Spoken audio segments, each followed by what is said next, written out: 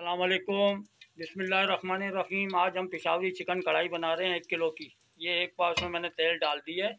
इसके अंदर मैं चिकन डाल के ब्राउन करूँगा और फिर नमक डालूँगा। इसकी बुनाई करूँगा। मैं तेल के अंदर चिकन डालिए और ये नमक डाला, इसकी बुनाई करेंगे। इसके बाद लहसुन अदरक डालेंगे। नमक डालना आधा चम्मच। इसका कलर चेंज हो जाएगा तो उसमें लहसुन अदरक डालेंगे हम।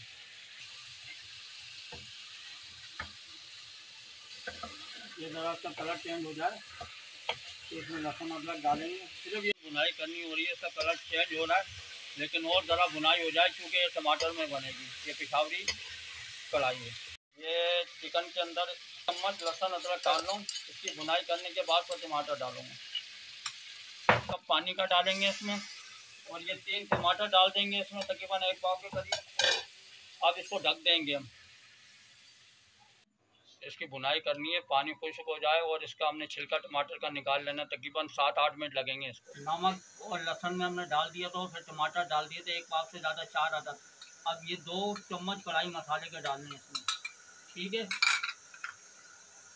और ये आधा चम्मच गरम मसाला है, आधा चम्मच काली मिर्च है। अब इसकी बुनाई करेंगे इसमें। बिस्मिल्लाहिर्रहमानिर्रहीम। ये पेशावरी कढ़ाई है, ये टमाटर में बनती है, इसमें लाल मिर्च वगैरह नहीं डलती और दही वगैरह भी नहीं डलता। ये ग्रेवी इसी के टमाटर की बनेगी। और 4 बाद में डाल देंगे इसको, ज़रा बुनाई करने के बाद आएंगे। हरी मिर्चें डालेंगे या फिर के अंदर जीरा आधा चम्मच, जायके के लिए। इसकी खुशबू बहुत अच्छी आती है ऊपर से।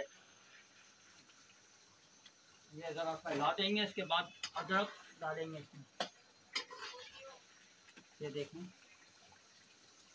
ये हरी मिर्चें कटी हुई 3-4 दाने, ये धनिया ज़रा सा, ये ऊपर से अदरक।